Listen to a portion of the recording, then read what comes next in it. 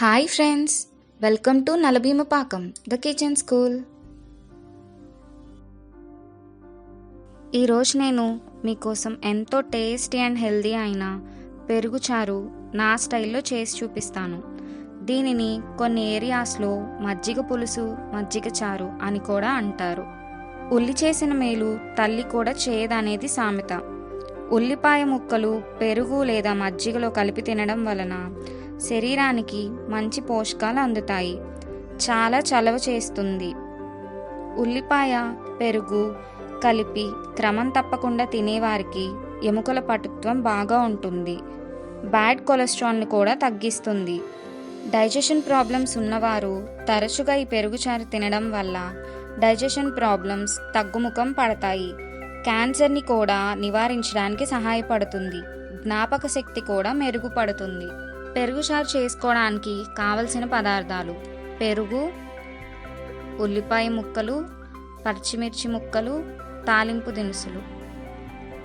తయారీ విధానం: ముందుగా స్టవ్ ఆన్ చేసి ఒక గిన్నె పెట్టి ఆయిల్ వేయాలి.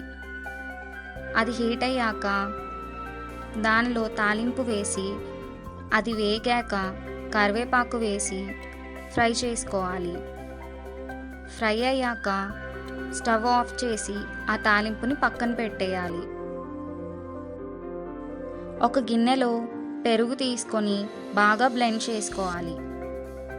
దానిలో కొంచెం పసుపు, టేస్ట్కి సరిపడా సాల్ట్, కొంచెం కారం, అర స్పూన్ మెంతి పొడి, పావు స్పూన్ మిరియాల పొడి వేసుకోవాలి.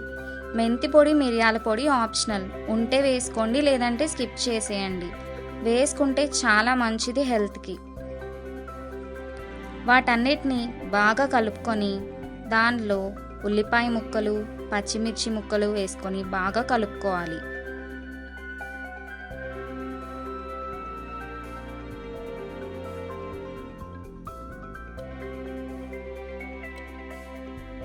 ఇప్పుడు దానిలో మనం ముందుగా రెడీ చేసి పెట్టుకున్న తాలింపు వేసుకొని బాగా మిక్స్ చేసుకోవాలి.